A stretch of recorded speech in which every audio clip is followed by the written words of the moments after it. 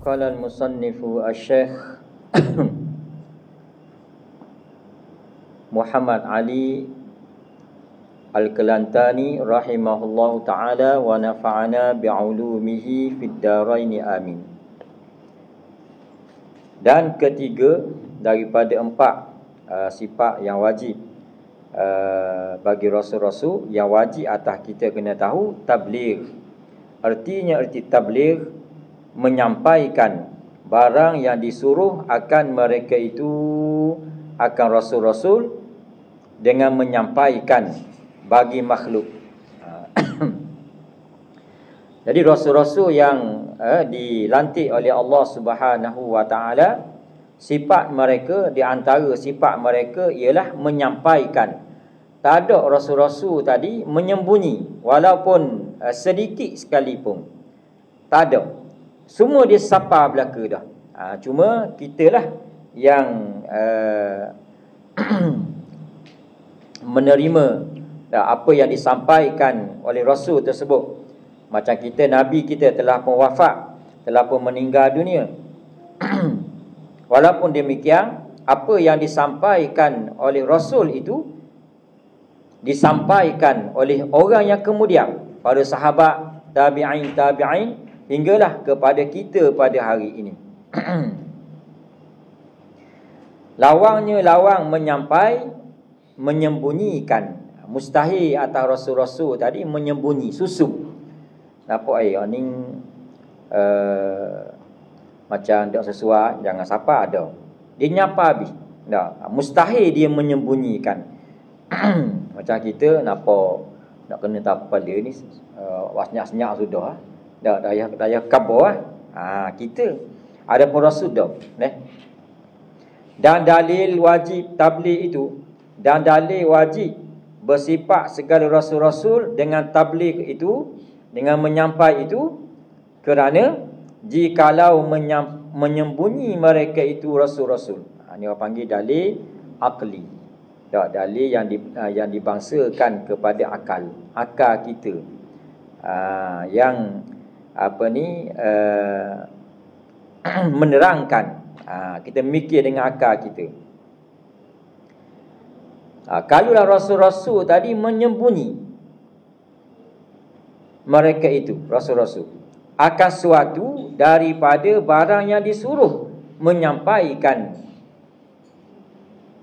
disusuh, tak sapa kepada kita.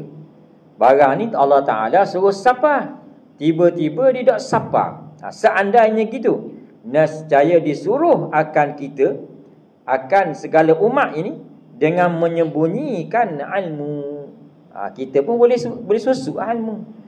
Kalau sekiranya rasul tadi tidak menyampaikan sesuatu yang disuruh menyampaikan. Jadi kita pun kalaulah rasul tak sapa, kita pun tak boleh menyembunyi. Disuruh juga kita menyembunyikan ilmu. Kerana Allah Ta'ala menyuruh akan kita, akan segala umat ini, dengan mengikut mereka itu segala rasul-rasul. Kita ni kena ikut rasul-rasul. Tu.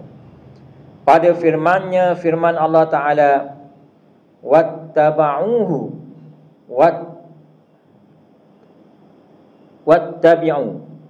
wattabi'uhu la'allakum tahtadun. Wattabi'uhu la'allakum tahtadun. Dan ikut olehmu, hei segala umat, akan rasul. Mu kena ikut rasul ni. Mudah-mudahan kamu dapat petunjuk kamu. Bila kita ikut rasul, maka kita akan dapat petunjuk. Yang dibawa oleh rasul tadi, yang disuruh oleh Allah Subhanahu wa taala. Kalaulah sekiranya rasul tu menyembunyi, jadi firman Allah Ta'ala tadi tak betul lah. Jadi firman Allah Ta'ala ni, Al-Quran yang diturunkan oleh Allah Ta'ala itu merupakan kalam Allah Subhanahu wa taala yang paling benar, yang tidak ada pendustaan, yang tidak ada perkara-perkara yang menyeleweng. Tak. Cuma orang menyeleweng. Tu. Ayat yang sama, ayat Quran ni merupakan satu mukjizat Nabi sallallahu alaihi wasallam yang mana dipelihara oleh Allah Subhanahu wa taala kandungan ayatnya. Walaupun ada orang yang cuba untuk menukar ayat-ayat tadi, dapat tahu. Ni berubah ni. Ni bukan ayat Quran sungguh ni. Diubah. Ni ditukar. Ni kurang ni, tak ada ni. Tahu. Para alim ulama tu mengetahui.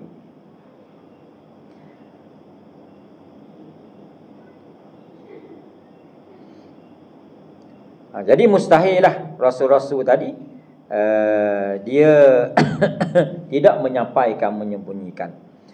Dan tiada sah, padahal tiada sah, yakni tidak betul bahawa disuruh akan kita, akan segala umat ni dengan menyembunyikan ilmu. Itu tak betul.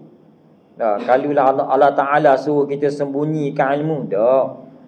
Allah Ta'ala suruh kita sapa ilmu tadi. Kerana orang yang menyembunyikan ilmu itu mal'un. Orang yang menyembunyikan ilmu itu mal'un, yakni dilaknat. Orang yang dilaknat akan dia, yakni dijauhkan rahmat akan dia. Orang yang Allah Ta'ala jauhkan dia daripada rahmat. Tu orang yang menyembunyikan ilmu. Bila kena atas kepala dia duduk dia senyap. Tu dia menyembunyikan ilmu tadi. Ini sifat yang tidak baik. Dan keempat, fatanah. Arti fatanah cerdik. Rasul-rasul ni semua cerdik belaka. Tak ada yang tidak cerdik. Walaupun Nabi kita itu orang yang ummi.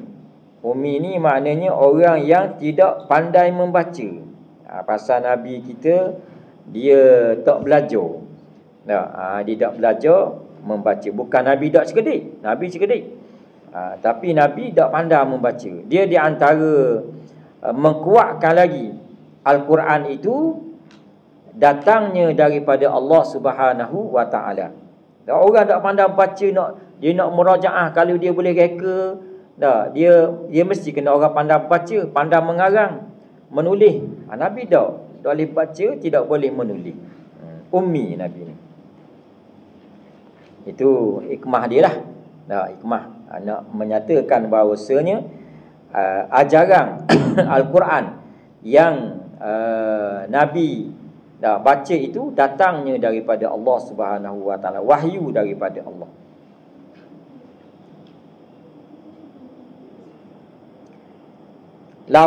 Lawang fatanah, cerdik ni, bijaksana ni, bodoh. Nabi tak ada orang bodoh ni. Dan lalai, tak ingat umur. Leka dengan perkara-perkara dunia ni ada. Nabi orang rasul-rasul ni dia bukan bodoh dan bukan lalai. Dan erti fatanah itu, erti cerdik itu, jika jaga. Dan erti fatanah itu jaga bagi menetapkan hujah, dalil. Dan menetapkan hujah, menetapkan dalil atas segala lawang. Tu. Mari lawang untuk berhujah, dia boleh menetapkan hujah. Dalil. Boleh lawang balik. Tu. Dan membatalkan segala dakwa mereka itu, segala lawang. Yang batil, yang tidak pakar tadi. Marilah orang mendakwa sekian-sekian, dia boleh berhujah. Boleh berhujah membatalkan dakwaan musyrikin. Musyrikin Mekah tu. Kalau Nabi kita, orang yang menentang Nabi ialah musyrikin Mekah di peringkat awal. Nabi boleh mendatangkan hujah, berlawang. Dengan menggunakan kebijaksanaan, dengan ayat Quran, dengan mukjizat itu, perkara yang mengkuatkan lagi dakwaan Nabi tadi. Dan dalil wajib fatanah dalil wajib Nabi bersifat dengan sifat fatanah cerdik bagi mereka itu, bagi rasul-rasul. Dalil dia bagi mereka itu rasul-rasul alaihimus salatu wassalam, kerana jikalau tiada fatanah mereka itu segala rasul-rasul. Rasul-rasul ni tak ada fatanah, tak ada cerdik. Nescaya tiada kuasa mereka itu rasul-rasul mendirikan hujah, mendirikan dalil. Kalau rasul-rasul tak cerdik ke, nak mendirikan dalil tak boleh. Dia mendatangkan berkenaan dengan agama ni. Nak orang mari dalil. Orang nak tengok dalil, dengar dalil yang dibawa oleh Nabi tadi.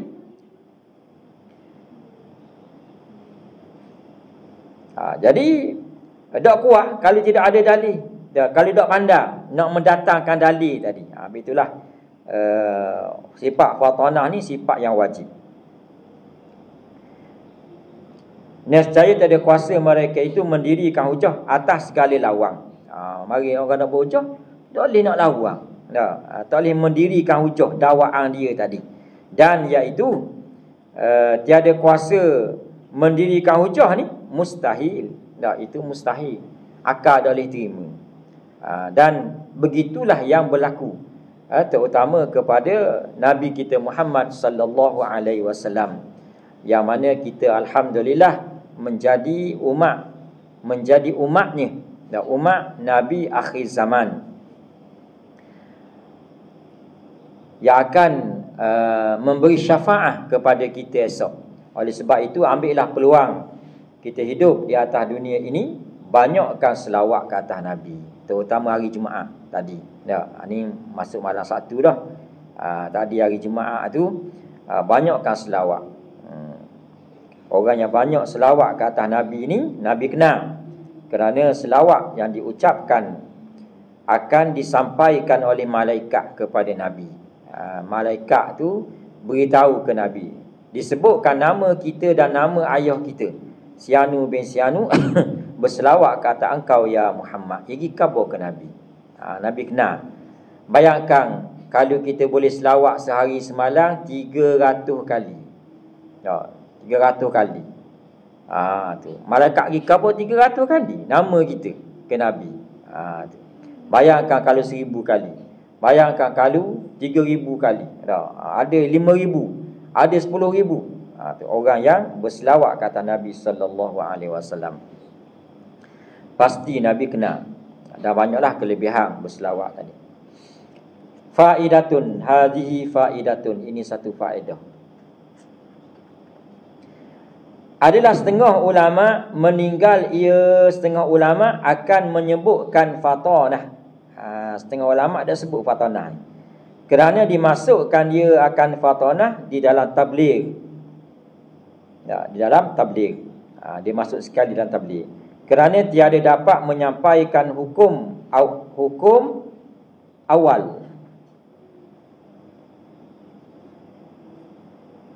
Oleh. Bukan awal, oleh. Kerana tiada dapat menyampaikan hukum oleh Rasul, oleh Rasul kepada orang yang menyalahi akan dia akan Rasul, melainkan dengan cerdik.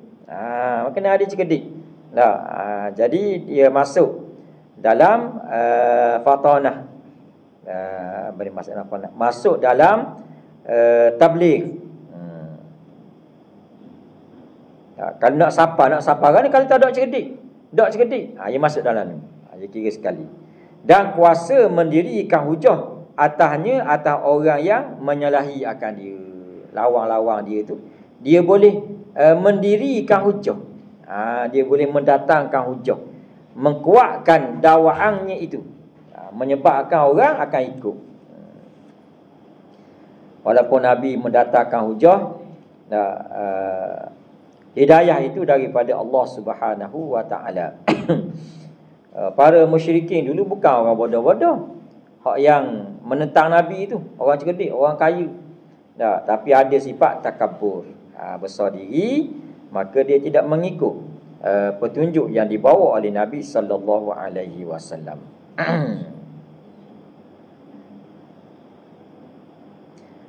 Dan sifat yang harus pada hak mereka itu rasul-rasul alaihimus salatu wassalam, berperangai mereka itu rasul-rasul dengan perangai manusia, dengan tabiat manusia, yang tiada membawa kepada kekurangan pada martabat mereka itu rasul-rasul.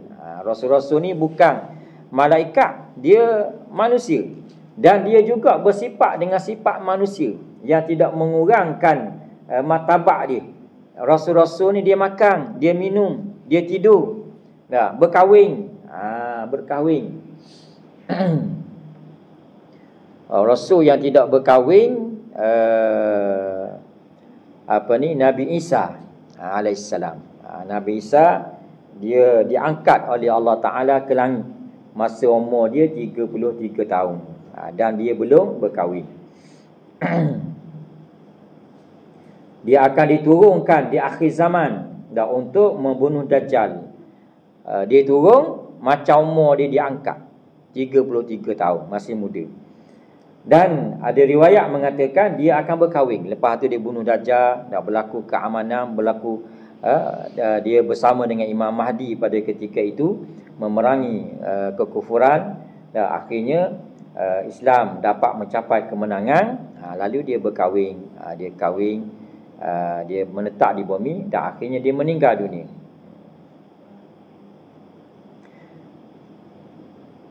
Yang maha tinggi, martabat mereka itu rasul-rasul yang maha tinggi. Jadi dia berperangai dengan perangai manusia, bersifat dengan sifat manusia.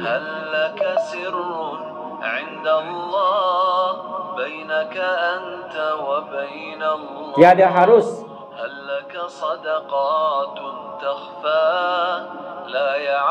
dan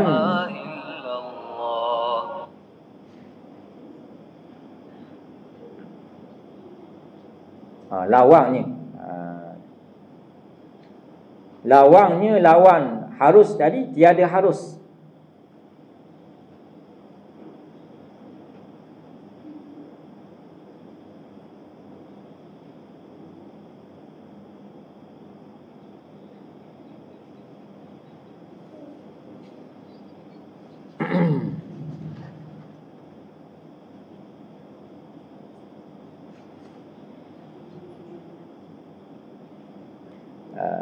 Tiada dan lawannya lawan harus, tiada harus. Dan berperangai yang tiada membawa kepada kekurangan.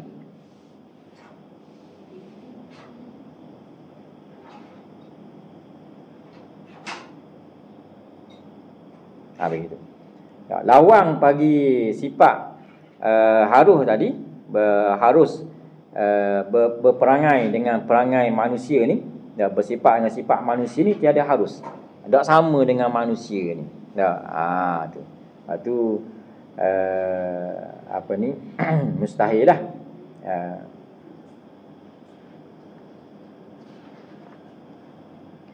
Bukan sifat yang harus, sifat yang wajib, sifat yang mustahil, dan sifat yang harus bagi rasul-rasul. Sifat yang harus satu, bersifat dengan sifat manusia, berperangai dengan perangai manusia yang tidak membawa kekurangan. Lawan dia tiada harus. Dan perangai yang tiada membawa kepada kekurangan itu, tabiat yang tak bawa kepada kekurangan itu, kekurangan martabat mereka itu yang maha tinggi ni, seperti sakit. Rasul-rasul ni ada sakit, dan makan, dan minum, dan lapar, dan dahaga, ada. Bahkan rasul-rasul ni, terutamanya Nabi kita, dia pernah satu ketika ikat perut Nabi dengan batu. Ikat batu, ambil buat tali, lepas tu ikat di perut dia, supaya perut tu jadi kemah. Ada batu ni. Pasal apa? Lapar, tidak ada makanan, dan dahaga. Biasalah macam manusia biasa. Dan tidur. Tu nabi-nabi ni, rasul-rasul ni ada tidur, guna tidur macam sifat manusia yang lain. Dan berjual beli. Nak beli ada keperluan dia beli dan dia jual. Walaupun dengan orang kafir sekalipun.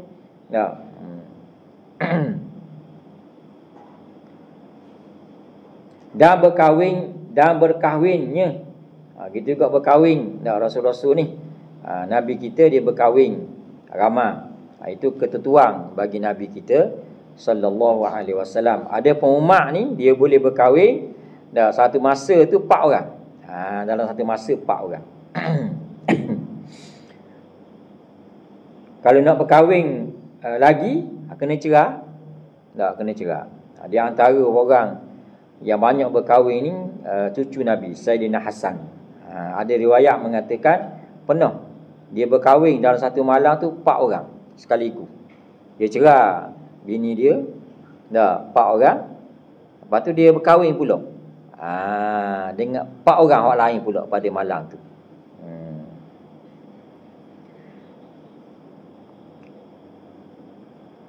Dia sahabat dan daripada keturunan Nabi dan nak ambil nak menanggung zuriat.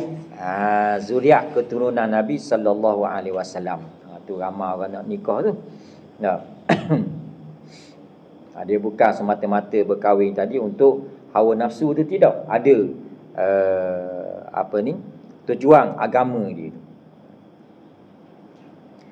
Dan dalil perangai yang membawa kekurangan yang tiada patut pada hak mereka itu, dan dalil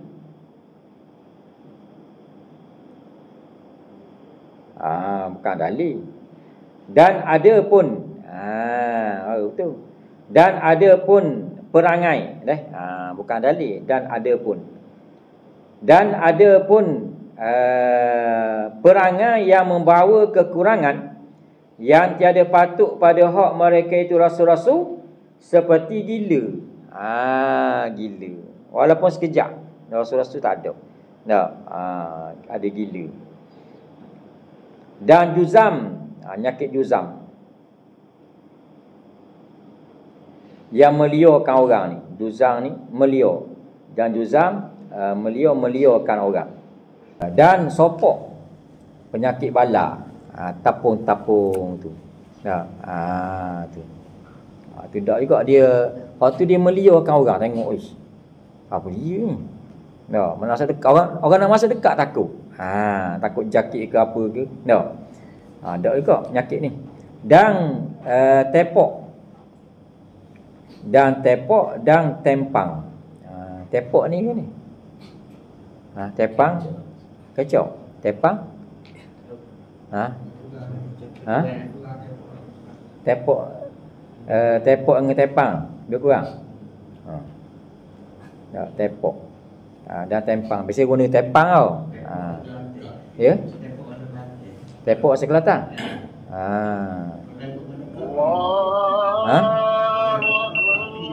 Tepang? Kecau. Tepok tak ada kaki.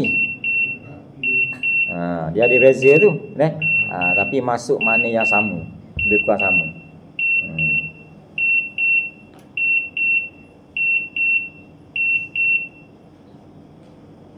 Ada juga, tak ada.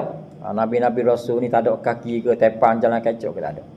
Dan penyakit pecah belah. Penyakit pecah belah ni penyakit kulit ni. Penyakit jadi pecah belah, jadi penyakit kulit. Orang meliorkan orang kat tu. Tu Rasul-Rasul dak juga. Dan lainnya daripada perkara yang meliorkan manusia. Liorkan kalau orang nyakit kulit kan, kita nak duduk dekat dia takut. Takut jakit lagi kan. Kalau nampak dia lari dulu lagi. Tak masuk dekat. Pasal apa? Takut jakit. Jakit. Kadang-kadang dia nyakit kulit tu, dia gatal, dia karu. Berapa tu jatuh kan. Tu. Jadi meliorkan manusia. Jadi perkara yang meliorkan manusia ni tidak bersifat bagi rasul-rasul tadi tidak bersifat dengan sifat demikian. Maka tiada harus demikian itu.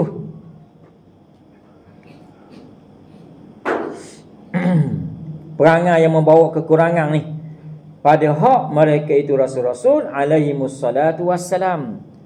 Tu orang panggil tidak harus. Adapun harus perangai mereka itu segala rasul-rasul dengan yang tersebut itu. Yang tersebut tadi, perangai manusia yang tiada membawa kepada kekurangan pada martabat mereka itu yang maha tinggi itu. Dilihat akan jatuh perangai manusia dengan mereka itu rasul-rasul. Siapa yang melihat ni? Bagi orang semasa dengan mereka itu segala rasul-rasul. Orang duduk semasa tu tengok, dapat melihat. Dia bersifat dengan sifat berperangai dengan perangai manusia ni. Sifat yang tidak membawa kekurangan pada martabat mereka itu. Orang semasa tu dapat tengok, dapat melihat rasul-rasul tadi sempurna. Dan khabar yang mutawatir. Dan khabar yang mutawatir yang berturut-turut dan bertalu-talu. Maknanya orang cakap itulah ke? Mutawatir ni maknanya berturut-turut, bertalu-talu. Maknanya bukan kata ada dia khabar tadi datang ramai orang kabur.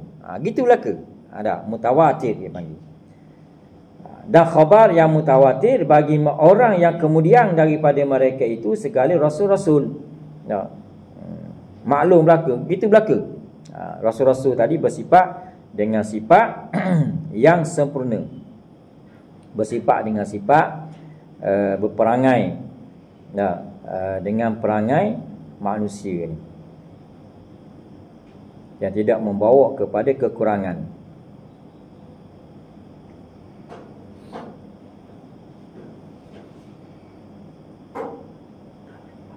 Maka inilah 10 aqaid yang berkantung dengan segala rasul alaihimus salatu wassalam. Ini 10 aqaid. Ini segala akidah-akidah yang tersebut mula daripada sidik sidik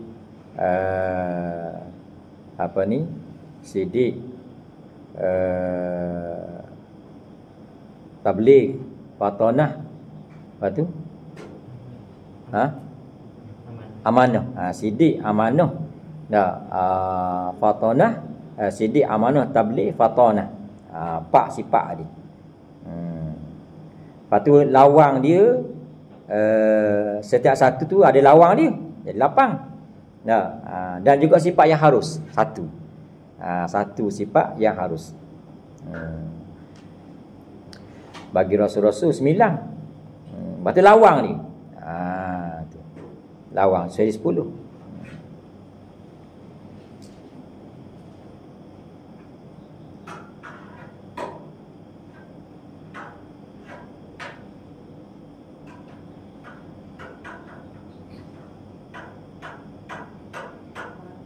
Maka dihimpunkan 10 aqaid ini dengan 42 aqaid yang berkantung dengan hak ketuhanan yang dahulu.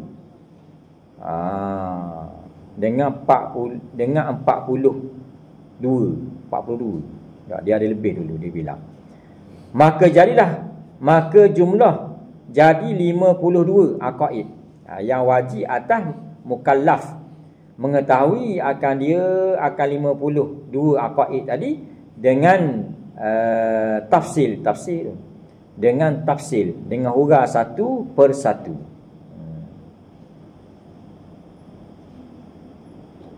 Serta dengan dalil. Bukan kita boleh huraian satu per satu, kena ada dalil pula. Kena ada dalil. Seperti yang telah dinyatakan dia.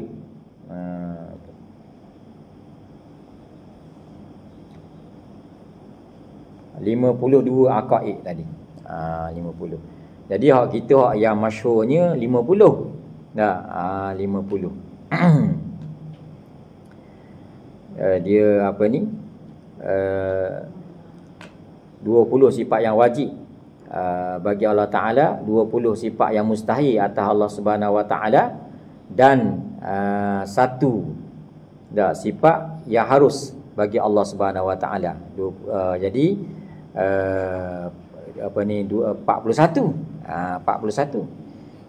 Lepas tu sifat yang wajib bagi rasul-rasul 4, yang mustahil 8. Lepas tu sifat yang harus bagi rasul-rasul, bersifat dengan sifat kemanusiaan.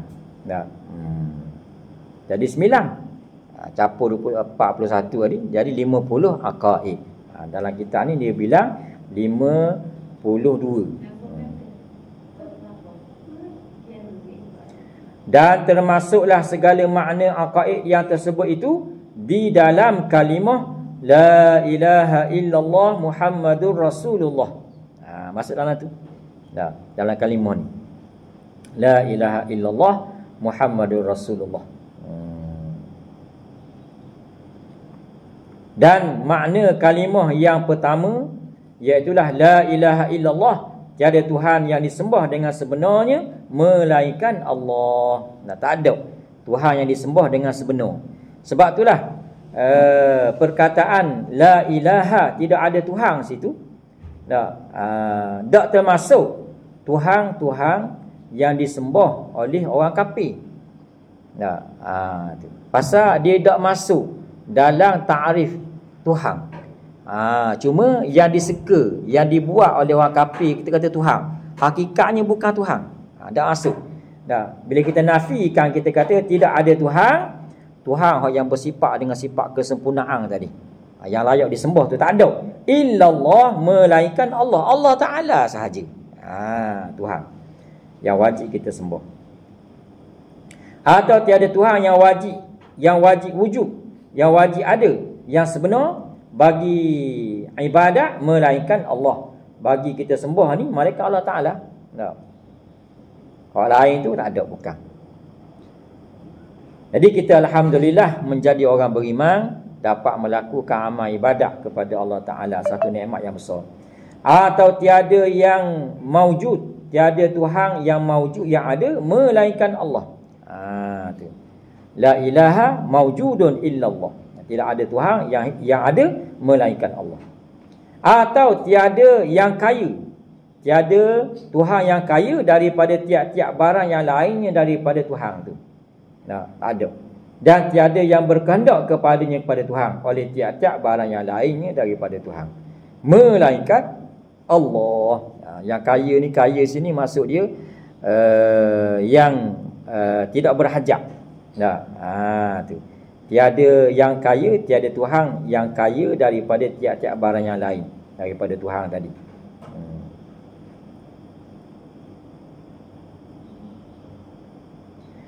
Maka sekaliannya itu satu maksud jua. Satu belaka tu.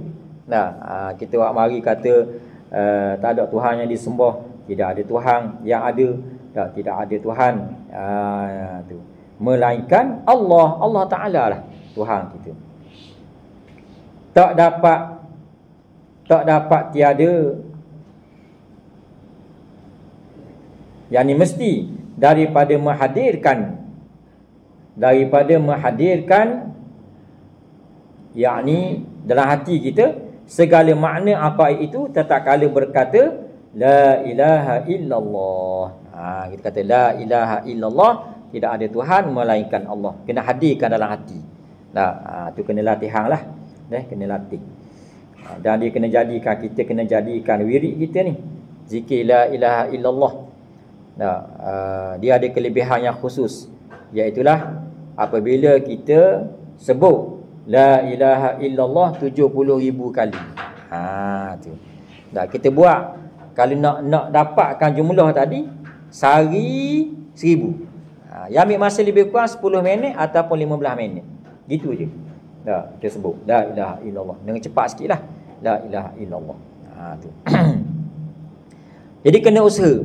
Jangan harap korang Nah, kalau kita dah boleh buat ke, jadi ada kata gak payah. Siapa nak buat kita? Dah nak hadiah pada kita. Kita hak masih hidup lagi ni, kalau kita buat, kalau kita boleh buat, hadiahkan pahala tadi kepada mak ayah kita.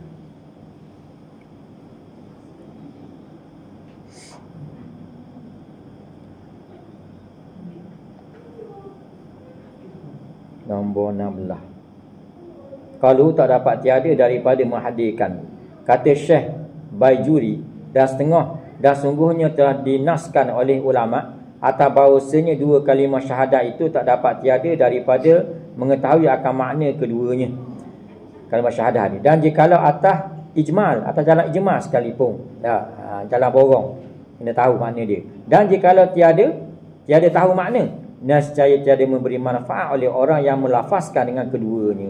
Tak ada manfaat. La ilaha illallah, la ilaha illallah. Duduk mikir makam dia. Ya pergi hadir majlis tahlil. Orang ni dak bau, nasi minyak dak bau. Nasi lemak pun dak bau kau ni. Makam dia ke sekut mayat. Dulu ada sekut mayat dulu. Jadi dia lafaz kalimah tapi ingat tak lain. Dia tak ada tidak memberi manfaat. Dia zikir ni dia kena ingat makna baru boleh pahala. Cuma ulama beritahu zikir dalam keadaan lala itu lebih baik daripada lala tanpa zikir. Dengan sebab walaupun kita lala dah ingat kita sebut, tapi kita sebut sama, lama-lama dia akan masuk juga dalam hati kita ni.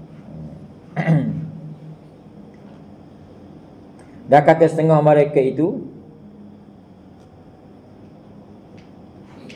ulama bermula yang terlebih luas bagi orang yang berzikir itu bahawa ia mulahazah, menghadirkan hati, mesila dengan hati, mulahazah, mengambil akan keduanya daripada Quran. Mengambil akan keduanya akan dua kalimah syahadah tadi daripada Quran supaya diberi pahala akan dia. Atas keduanya mutlaqan semata-mata, sama ada dengan faham atau tiada. Intaha muallif. Jadi kalau kita nak dapatkan pahala, kita kosak baca Quran. Ada tak kalimah la ilaha illallah dalam Quran? Kalimah la ilaha illallah. Dah ada lah. Tu ayat apa tak ingat ayat apa. Tu. Kosak baca Quran. Boleh pahala.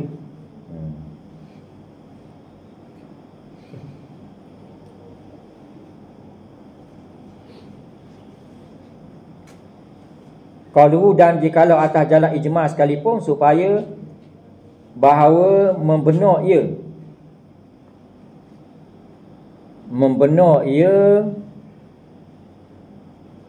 orang yang berzikir tadi dengan bahawasanya Allah Ta'ala satu dan Nabi Muhammad itu pesuruhnya. Tu. Dan tiada disyaratkan mengetahui masuk segala aqaidul iman pada keduanya. Bukan kita nak sila habis masuk dalam akidah. Berada dalam aqaidul iman tu ada perlu. Tetapi jikalau jahil, ia akan madlul. Madlul makna kalimah yang mulia daripada sekira-kira bahawasanya ia madlul tadi, madlul bagi kalimah, dan mengetahui ia daripada yang lain bahawasanya Allah Ta'ala satu dan Nabi Muhammad itu pesuruhnya, maka bahawasanya dihukumkan dia dengan beriman seperti menjaga jadi disebut la ilaha illallah tapi dia jahil Allah Ta'ala tadi. Jahil, madlu, yang menunjuk benda yang ditunjuk akan Allah tu. Dia jahil akan Allah Ta'ala tadi.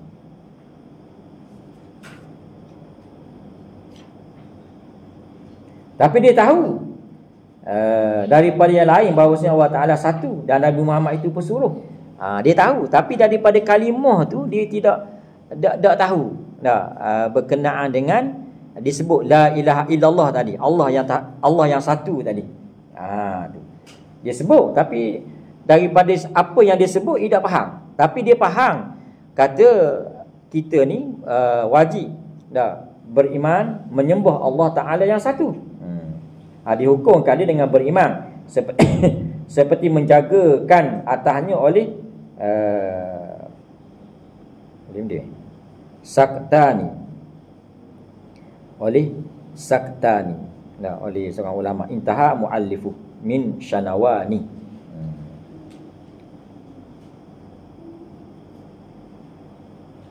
Dan jikalau atas jalan ijmal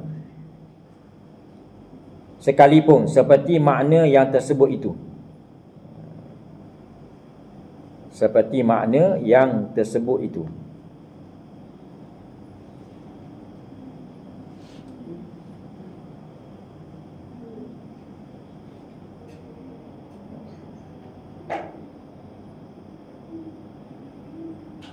disebut ni bahawasanya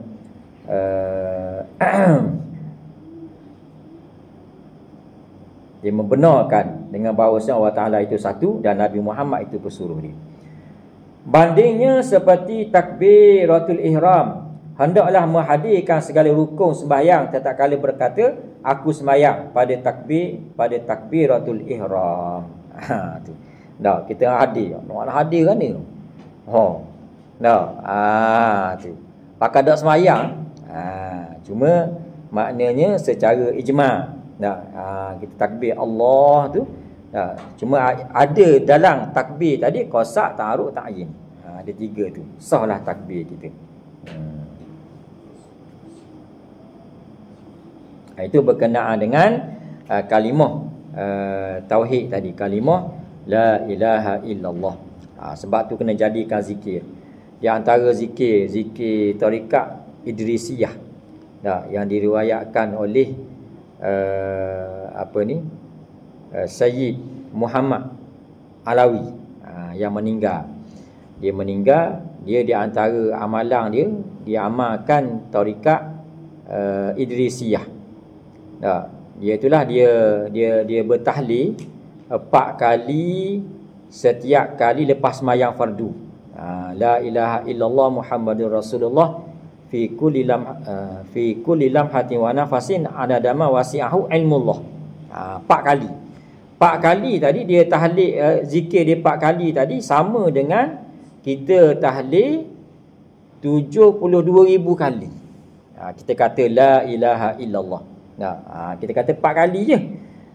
La ilaha illallah Muhammadur Rasulullah, la ilaha illallah Muhammadur Rasulullah fi kulli lamhatin wa nafasin adadama wasi'ahu ilmullah. Tu bilangan yang mana yang meliputi. Bilangan zikir kita kata tadi meliputi ilmu Allah Ta'ala.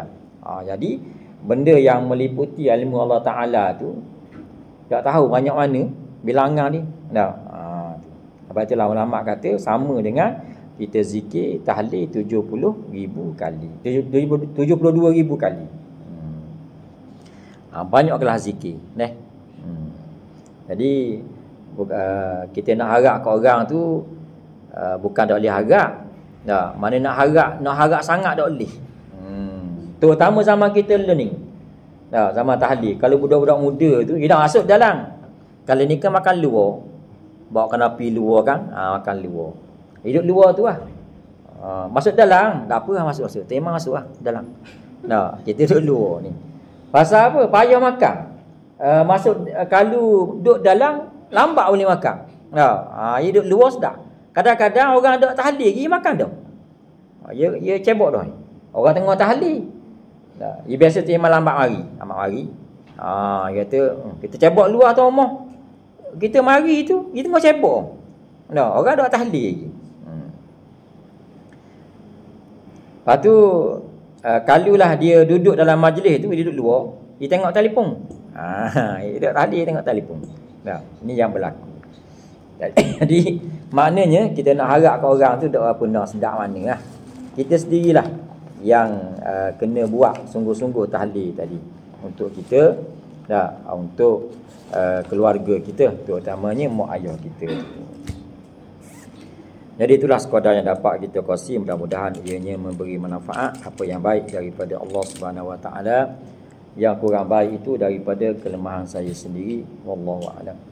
A'udzubillahi minasyaitonirrajim. Bismillahirrahmanirrahim. Alhamdulillahirabbil alamin. Wassalatu wassalamu ala asyrafil anbiya'i wal mursalin wa ala alihi wa sahbihi ajma'in. Allahumma anfa'na ma 'allamtana علمنا ما ينفعنا وارزقنا علما ينفعنا. اللهم أعز الإسلام والمسلمين وأذل الشرك والمشركين ودمر أعداءك أعداء الدين. اللهم انصر إخواننا في فلسطين. اللهم انصر المجاهدين في غزة. اللهم انصر المجاهدين في كل مكان. صلى الله على سيدنا محمد وعلى آله وصحبه أجمعين والحمد لله رب العالمين.